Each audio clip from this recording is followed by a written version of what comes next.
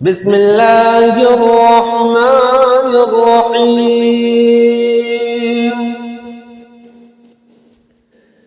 الحاقة ما الحاقة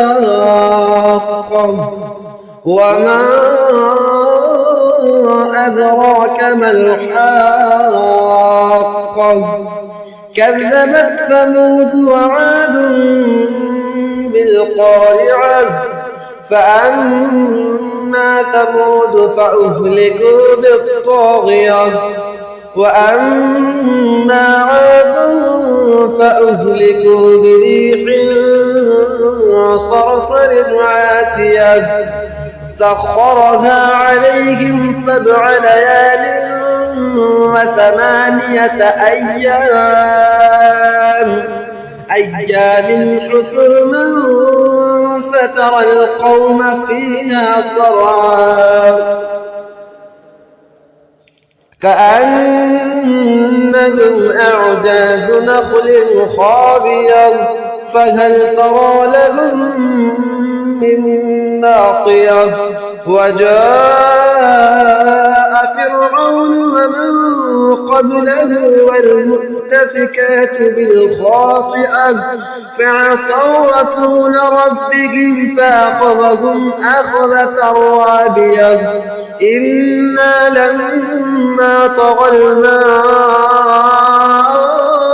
حملناكم في الجارية لنجعلها لكم تذكرة وتعيها أذن واعية فإذا نفخ في الصور نفخة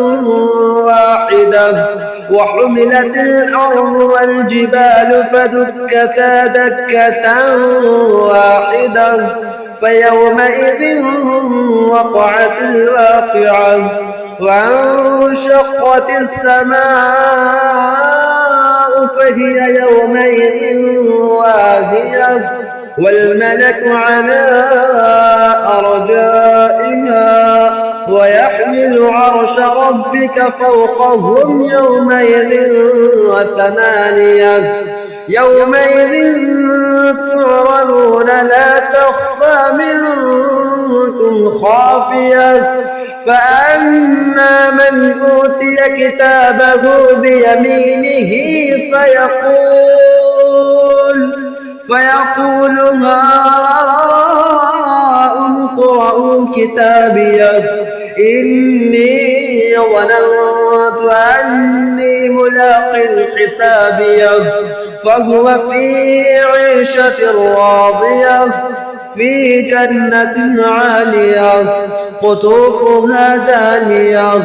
كلوا واشربوا هنيئا بما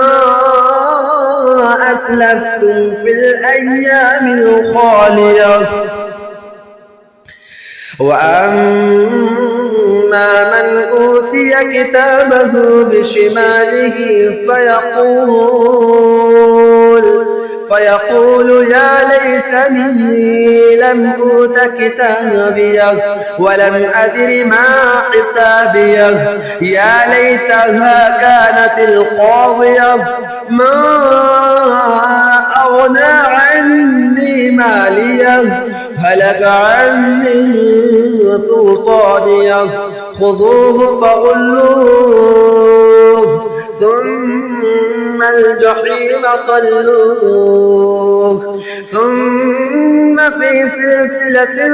ذرعها 70 ذراعا فاسلكوه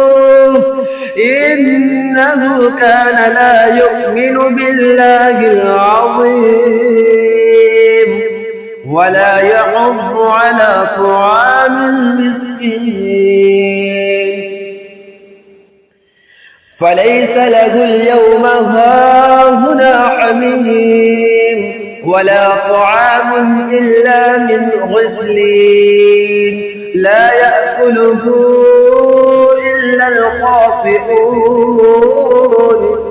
فلا أقسم بما تبصرون وما لا تبصرون إنه لقول رسول كريم وما هو بقول الشاعر قليلا ما تؤمنون ولا بقول كاهن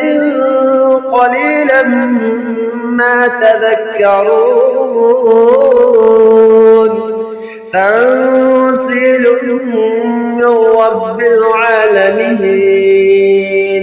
ولو تقول علينا بعض الأقاويل لأخذنا منه باليمين ثم لقطعنا منه الوتين فما منكم من أحد عنه حاجزين وإنه لتذكرة للمتقين وإنا لنعلم أن منكم مكذبين وإنه لحسرة على الكافرين وإنه لحق اليقين فسبح باسم ربك العظيم.